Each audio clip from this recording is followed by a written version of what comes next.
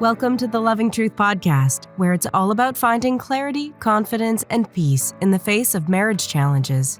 And now your host, relationship expert, and certified master life coach, Sharon Pope.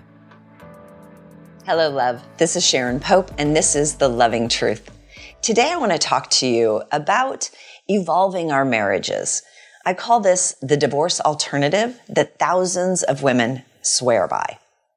Now, most women find me when they're in a place of assuming that the only option that remains to them is either stay in the relationship and suffer or to divorce. And what I want to share with you today is that alternative that so many of my clients have used that gives them another option, that gives them a better option than just ending it and calling it a day, assuming my partner is the problem. If I get rid of him, problem solved. It's not that easy. So I want to share a story. I will call this client Julie and her husband Chris. That is neither of their names. But she would tell me about how they were just this great couple early on. Like they knew each other so well that they would finish each other's sentences. And they would laugh together really easily, and they would share, they were like each other's person, right? That they were the go-to person. When something good happened in their lives, that's the person they reached out to. When something bad happened in their day, they were the first person, their spouse was the first person that they reached out to. And so, but over the period of time, life kind of got a hold of them, like it does all of us. And that was, all those good times were, before they had kids, before he had lost his job, and before Julie had lost her mother to cancer. And so those things changed them as individuals, and it also changed the dynamics in the relationship.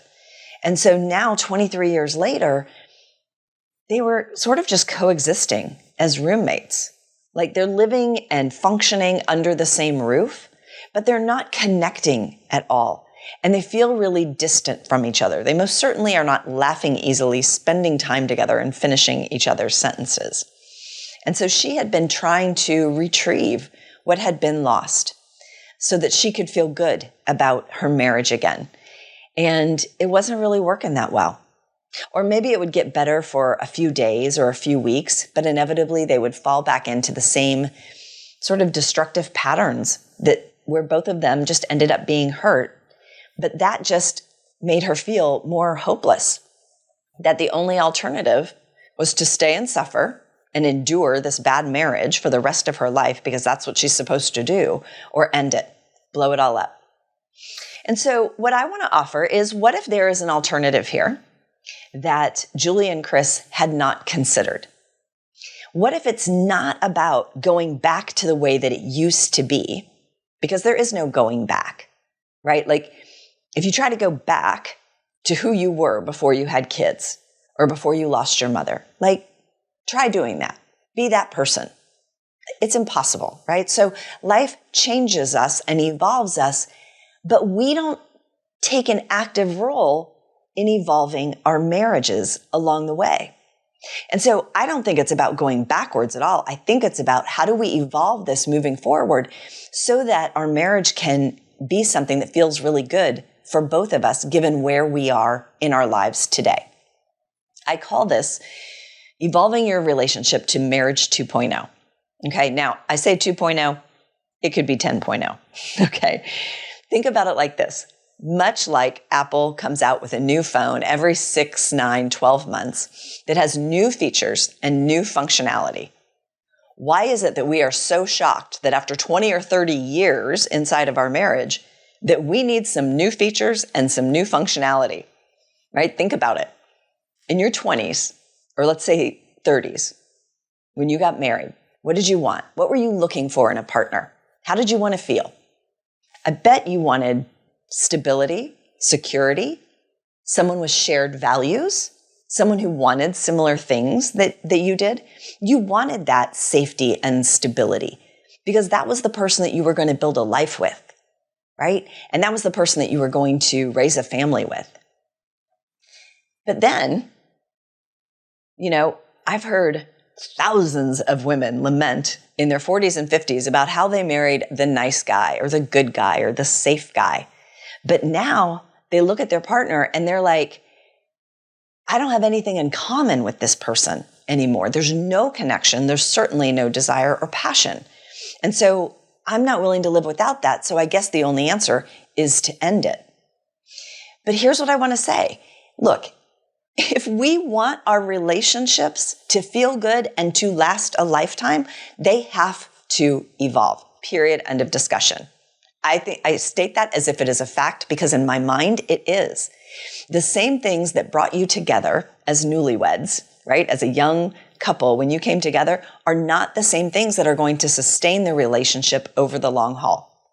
It's sort of like the factory settings in your phone, right? Once you get your phone, you start to realize like, oh, I don't like all these notifications that are being sent to me. Let me turn those off, right? We start customizing the phone to work for our lives. And that is the same thing that we need to be doing inside of our marriages. But how did we come to these factory settings inside of our relationship? Well, think about it. We learned, all of us, we learned what love and marriage was supposed to look like by watching our parents growing up, by watching what they did. We learned how to argue, right? Do you raise your voice or do you shut down and go quiet?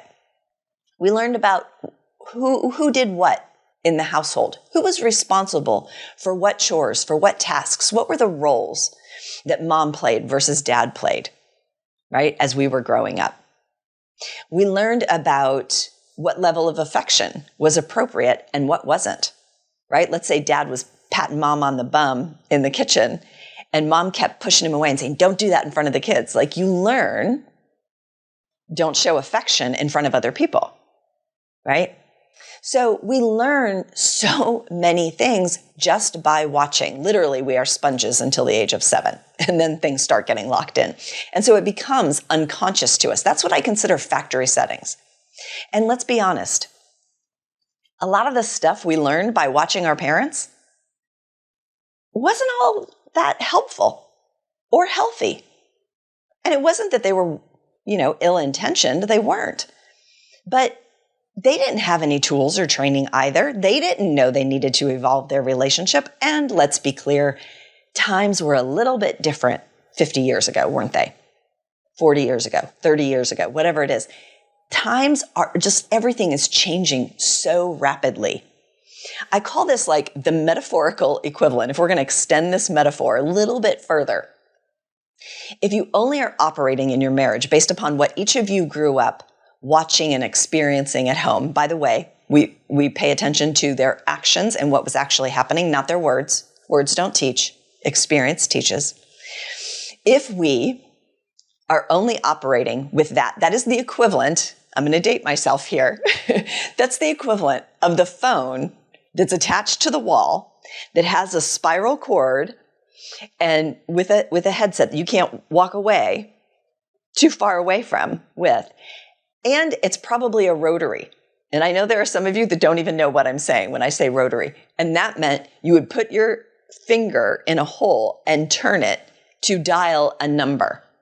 That's the metaphorical equivalent of what we're trying to operate from today versus, the cell phones that are a camera, a mini computer, an operating system, a messaging system, and a way to communicate with one another, right? So we've got to evolve. We've got to stop assuming that what we came in with is the same thing that will sustain us over the long haul. So the reality is that one of the things that we're going to need, right? So let me go back to Julie and Chris. So she started working with me and I started equipping her with this new features and functionality that I speak of. And so you're probably like, well, what are these features and functionality? Well, it depends on your marriage. Some people are great at communication. Some couples suck at communication. And if you suck at communication, you are going to struggle in a lot of areas of the marriage. So, for instance, you start learning how to communicate with one another in a very emotionally mature way. You start learning to express your needs. in a way that your partner can receive it. And that's how you can get your needs met. You start learning how to express what are healthy and loving boundaries for you. And you start having more open and honest conversation about affection and sex and connection and intimacy, right? You also learn how to argue more productively so that when there are upsets inside the relationship, because of course there's going to be upsets, that it becomes an opportunity for you to understand your partner more deeply, as opposed to creating more problems or more hurts that now need to be overcome in the relationship. Marriage is a study in how to forgive one another over and over and over again, including yourself, forgiving yourself, while still holding each other accountable to creating change that needs to be created, right? And then also just this understanding of self, right? What are my emotions? What are my triggers? What are my wounds? What are my experiences that are still playing out in my life and in this marriage? Because if you are not willing to look at yourself, if you don't know thyself, how in the world can you show up fully inside of a relationship and be able to connect deeply with another human being, right? So those are some of the tools at a very high level in terms of what I teach my clients. And so Julie started to learn and then began to apply these tools in her relationship with Chris. And slowly but surely, their relationship began to change. And she started feeling a little bit more hopeful and a little bit more optimistic that maybe it didn't have to end, but that what needed to happen was it just needed to evolve for both of them, because neither of them were in a place of where they were super happy, right? So this is the idea that I have walked so many of my clients through.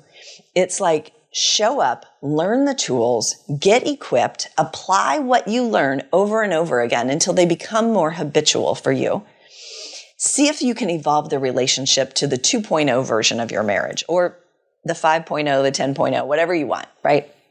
But a new version of your relationship. See if it can evolve. And if it can, lovely. You can remain together and happy and growing together for many more years to come. And it can continue to evolve and change and grow, because now that you've opened your mind to the fact that it kind of needs to, now you're going to be more open to it and not just assume that, oh, this is a one-time fix and we don't need to evolve ever again.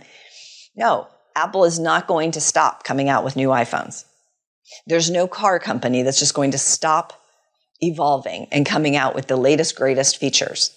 So we need to start thinking the same way inside of our lives and marriages, because life around us, the context around us, is not going to stop changing, and it's not going to slow down anytime soon. And so we need to be able to adapt to that as human beings, but we also need to be able to adapt to that inside of our marriages. So it's lovely when it works out. And it does. For thousands of people, this is the process that they have used. But sometimes it doesn't work out. But what you do get on the other side of that decision, like let's say that you learn the tools and you apply the tools and you realize that the relationship simply cannot evolve beyond where it is today for whatever reason. And so then you make the decision to end the relationship. Here's what I can tell you. You'll be able to make peace with that decision. You won't second guess it. You won't live with years of regret, doubting yourself, because you'll know you genuinely tried. You showed up and you gave it your best. You didn't just rely on the factory settings of what you had learned 40 or 50 years ago, assuming that that should carry you through 4, 5, 6 decades with your spouse. You really got equipped with new tools, new functionality, and you applied them with an open and loving heart. You can make peace with the decision when you give it your very best and it doesn't work out the way that you had hoped. You can make peace with that. All right? I hope that this has given you something to think about, and I hope it opens your mind to the idea that we need to be constantly evolving as human beings, as individuals, and inside of our marriages if we want our marriages to feel good over the long haul.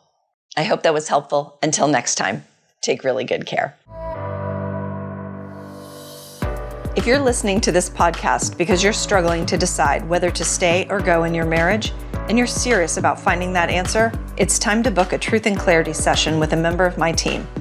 On the call, we'll discuss where you are in your marriage and explore if there's a fit for you and I to work together so you can make and execute the right decision for you and your marriage. Go to clarityformymarriage.com to fill out an application now. That's clarityformymarriage.com.